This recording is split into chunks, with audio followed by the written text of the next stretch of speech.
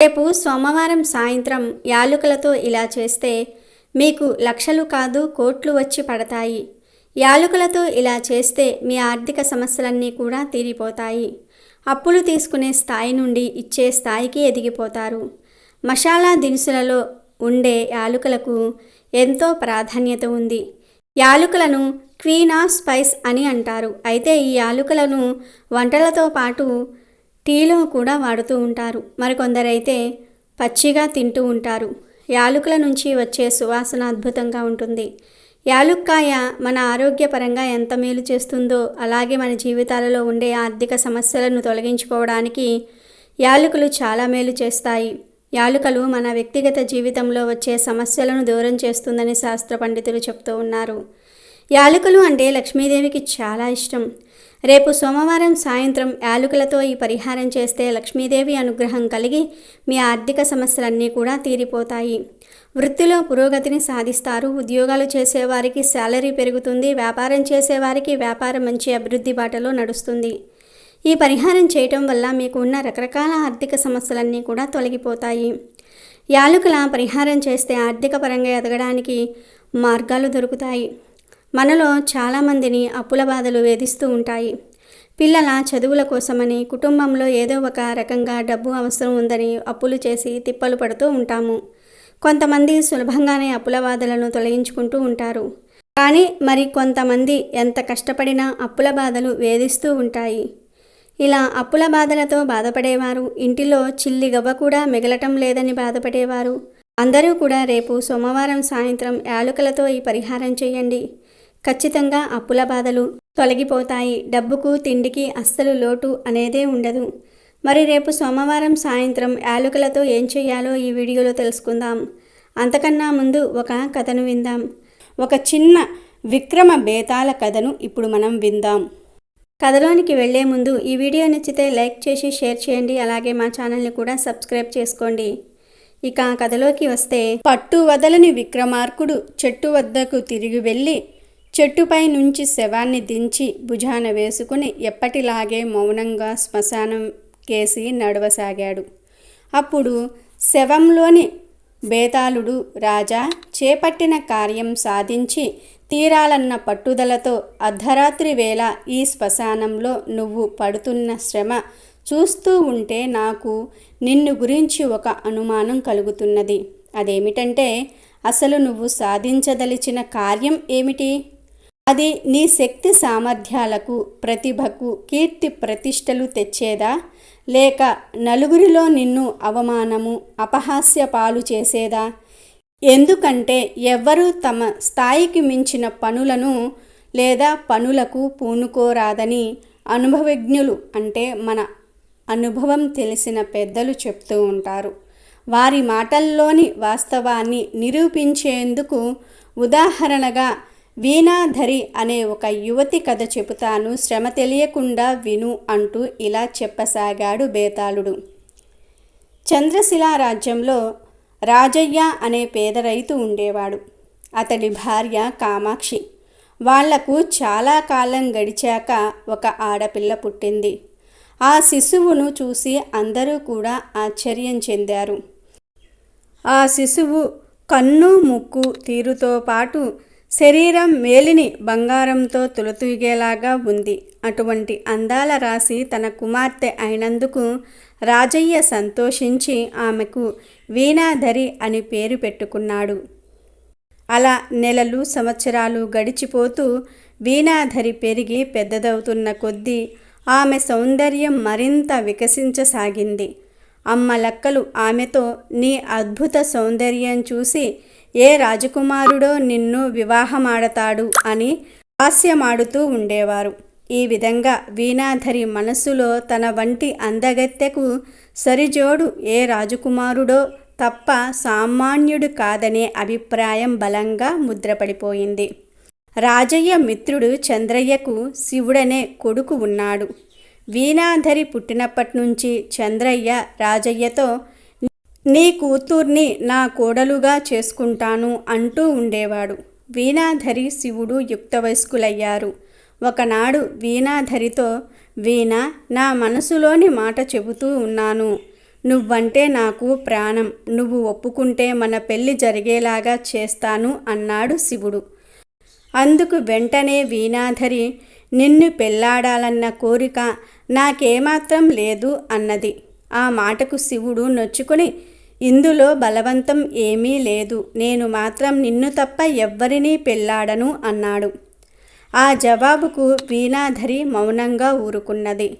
తన వంటి సామాన్యురాలు రాకుమారుడిని వివాహమాడి రాణివాసం చేయడానికి అసాధారణమైన సౌందర్యమే కాక మంచి వేషభాషలు, నడవడిక కూడా అవసరం అని ఆమె ఆలోచించింది. ఇందుకుగాను కొంతకాలం మహారాణికి పరిచారికగా ఉండి అనుభవం గడించటం అవసరం అనుకున్నది. వీణాధరి స్నేహితురాలైన పద్మదీపిక అనే ఒక యువతి మహారాణి చంద్రావతి వద్ద పరిచారికగా పనిచేస్తూ ఉండేది. ఆమె ద్వారా వీణాధరి మహారాణి వద్ద పరిచారికగా ఆశ్రయం సంపాదించింది. ఒకసారి మహారాణి వద్దకు ఒక చిత్రకారుడు వచ్చి, మహారాణి, నేనొక చిత్రపటం తయారు చేసి తమకు కానుకగా తెచ్చాను అన్నాడు. వీణాధరి ఆ చిత్రపటాన్ని అందుకొని మహారాణికి ఇచ్చింది. ఆ చిత్రపటంలో అస్తమిస్తున్న సూర్యుడు అద్భుతంగా చిత్రించబడ్డాడు. ఆ చిత్రంలోని రంగులు, మెలవింపులకు ముగ్ధురాలైన చంద్రావతి చిత్రకారుడికి 1000 వరహాలు బహుమతిగా ఇచ్చింది. ఆ తరువాత ఆమె వీణాధరిని దగ్గరికి పిలిచి, ఎలా ఉంది చిత్రపటం అని అడిగింది. అందుకు వీణాధరి, రోజూ చూసే సూర్యుడే కదా, అందులో విశేషమేమున్నది, ఏమైనా దీనికి 1000 వరహాల బహుమతి చాలా ఎక్కువ అనుకుంటాను అని జవాబు ఇచ్చింది. ఆ మాటకు మహారాణి నవ్వి, వీణ, భగవంతుడు నీకు అందమైన రూపం ఇచ్చాడే గాని కళాహృదయం ఇవ్వలేదు. సరే, ఇచ్చే బహుమానం మా స్థాయికి తగినట్లు ఉండాలనే సంగతి నీవెరుగవా అన్నది. ఒకరోజు మహారాణి, మహారాజు తమ మందిరంలో కూర్చుని ఉండగా వీణాధరి వింజామర విసురుతూ ఉన్నది. అప్పుడు ఒక గూఢచారి అక్కడికి వచ్చి, మహారాజా, వైదేహి రాజు మన రాజ్యంపై దాడి చేయడానికి సైన్యాన్ని సిద్ధం చేస్తున్నట్లుగా తెలిసింది. అది ఏ క్షణాన అయినా సరే జరగవచ్చు అని చెప్పి వెళ్ళిపోయాడు. యుద్ధవార్త వినగానే వీణాధరి భయంతో వింజామార వీచటం మరిచిపోయింది. మహారాణి మాత్రం నిశ్చలంగా ఏదో ఆలోచిస్తూ ఉండిపోయింది.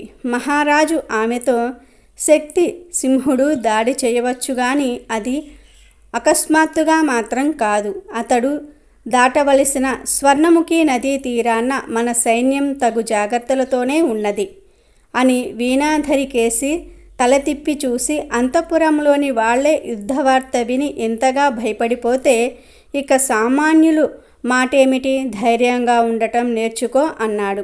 ఒకనాడు రాణి చంద్రావతి వన విహారానికి బయలుదేరింది. ఆమెతో పాటు పరిచారికలందరూ కూడా బయలుదేరారు. అయితే వీణాధరి మాత్రం శిరోవేదన నెపం పెట్టి తప్పించుకున్నది. అందుకు కారణం మహారాణి లేనప్పుడు ఆమె నగలు అలంకరించుకుని అద్దంలో చూసుకోవాలన్న కోరిక వీణాధరికి చాలా కాలం నుంచి ఉన్నది. మహారాణి వనవిహారానికి వెళ్ళగానే వీణాధరి ఆమె పట్టువస్త్రాలు, నగలు ధరించి అద్దం ముందు నిలబడింది. అంతలో ఒక యువకుడు అక్కడికి వచ్చాడు. అతడు వీణాధరి సౌందర్యానికి అబ్బురపాటు చెంది, సుందరి, ఎవరు నువ్వు అని ప్రశ్నించాడు. సాధారణమైన దుస్తులు ధరించి ఉన్న ఆ యువకుణ్ణి చూసి వీణాధరి అతన్ని ఆట పట్టించాలనుకుని, నేను శక్తిపురి రాజ్య యువరాణిని. ఈ రాజ్యం మహారాణి ఆహ్వానం పంపగా విందుకు వచ్చాను అన్నది హుందాగా. అందుకు యువకుడు, నేను ఈ రాజ్యం యువరాజు విజయదీపుణ్ణి. విద్యాభ్యాసం ముగించుకుని ఇప్పుడే గురుకులం నుంచి వస్తూ ఉన్నాను. నీ సౌందర్యం నన్ను దిగ్భ్రాంతుణ్ణి చేసింది. నీకు సమ్మతమైతే పెద్దల అంగీకారంతో మన వివాహము జరిగేలాగా చూస్తాను అన్నాడు. ఇది విని వీణాధరి తను పరిహాసమాడిన యువకుడు సాక్షాత్తు యువరాజేనని గ్రహించింది. మరుక్షణం ఆమె విజయదీపుడి పాదాలకు నమస్కరించింది. యువరాజులు క్షమించాలి, నేను మహారాణి పరిచారికను. మహారాణి ఆభరణాలు ధరించి చూసుకోవాలన్న చిత్త చంచల్యంతో మీరెవరో తెలియక తప్పుగా ప్రవర్తించాను, నా తప్పు క్షమించండి అని వేడుకున్నది. నిజం తెలుసుకున్న విజయదీపుడు చిరునవ్వుతో, భయపడకు, నేను మట్టిలోని మాణిక్యం విలువ గ్రహించాలనే గాని కాలదన్ని పోను, నువ్వు పరిచారికవైనా సరే పరిణయమాడదలిచాను అన్నాడు. ఆ మాటలతో తేరుకున్న వీణాధరి, యువరాజా, మిమ్మల్ని ఒక చిన్న ప్రశ్న అడుగుతాను. నేను వివాహానికి సమ్మతించకపోతే ఏం చేస్తారు అన్నది. ఆ ప్రశ్నకు విజయదీపుడు ఎంతగానో ఆశ్చర్యపోయాడు. యువరాజంత వాణ్ణి అడిగితే ఏ యువతి కాదనగలదు? నువ్వు అంగీకరించకపోతే అందుకు కారణం నువ్వు వట్టి అహంకారివైనా అయి ఉండాలి, లేదా మూర్ఖురాలివైనా అయి ఉండాలి. అలా అయిన పక్షంలో నేను నిన్ను మించిన అందగత్తెను వివాహమాడగలను అన్నాడు. ఆ వెంటనే వీణాధరి, క్షమించండి మహారాజా, నేను మిమ్మల్ని వివాహమాడలేను. కారణం, నా వివాహం మరి ఒకరితో ఏనాడో నిశ్చయమైపోయింది అని అక్కడ నుంచి బయలుదేరి గ్రామం చేరి తనను ప్రేమించిన శివుణ్ణి వివాహమాడింది. బేతాళుడు ఈ కథ చెప్పి, రాజా, వీణాధరి చిన్నప్పటి నుంచి రాజకుమారుడిని వివాహమాడాలని కలలు కన్నది కదా. ఆ కలలు నిజమవుతున్న క్షణంలో చేజేతులా జార విడుచుకోవడానికి కారణం ఏమిటి? తను ఒక దేశ రాణి కావడానికి అనర్హురాలని అని గ్రహించటం వలన, లేదా మహారాణి ఆమెలో కళాహృదయం లేదని చిన్నగా మందలించింది అందుక, లేదా మహారాజు ఆమెకు ధైర్యంగా ఉండటం నేర్చుకోవాలని గట్టిగానే చెప్పాడు. ఇది జరిగాక వీణాధరి తన స్థాయికి, శక్తి సామర్థ్యాలకు మించిన కార్యం సాధించాలనుకున్నానని గ్రహించి ఉంటుందా? ఈ సందేహాలకు సమాధానము తెలిసి కూడా చెప్పకపోయావో నీ తల పగిలిపోతుంది అన్నాడు. దానికి విక్రమార్కుడు, వీణాధరి యువరాజును తిరస్కరించడానికి అవేవీ కారణాలు కావు. ఆమె తను కన్న కలలు వాస్తవం చేసుకున్నాక ఇక స్థాయి, శక్తి సామర్థ్యాలు ప్రసక్తే ఉండదు. ఆమె యువరాజును అడిగిన ప్రశ్నకు అతను ఇచ్చిన జవాబే ఆమె అతన్ని వివాహమాడ నిరాకరించడానికి ముఖ్య కారణం. వీణాధరి తనతో వివాహం అంగీకరించకపోతే ఆమెను మించిన మరొక అందగత్తెను వివాహమాడగలనన్నాడు యువరాజు.